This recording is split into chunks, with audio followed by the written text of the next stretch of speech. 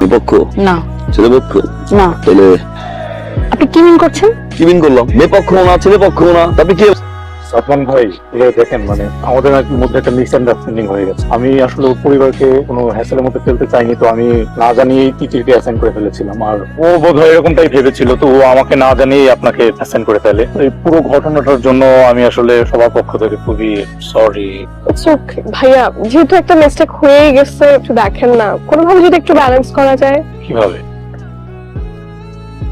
কি বললেন স্যার? কিভাবে হবে? যেহেতু বিয়েটা জয়েন্টলি হচ্ছে, ইভেন্টটাও তো জয়েন্টলি হওয়া দরকার, তাই না স্যার? যেহেতু আপনি মাউন স্যার তিতির ম্যাডামকে অ্যাসাইন করেছেন, তিতির ম্যাডাম আপনার টেস্টটা বুঝে, ইতো ম্যাডাম টেস্টটা সাদমান ভাই খুব ভালো মতো বুঝে, বিয়েটা যেহেতু জয়েন্টলি হচ্ছে, ইভেন্ট ম্যানেজমেন্টটাও জয়েন্টলি হোক। আপনি এগুলো কি বলতেছেন? একটা ইভেন্টে দুইটা ফার্ম একসাথে কিভাবে কাজ করবে? আর তাছাড়া আমার টেস্ট উনি বুঝে নাকি? তাই তো, টেস্টটা কিভাবে বুঝবো? লাভবার করে দিচ্ছি, উনি তো একটু কম বুঝে জয়েন্ট ম্যানেজার বুঝছেন না? আর আপনি তো একটু বেশি বুঝেন। তাই না?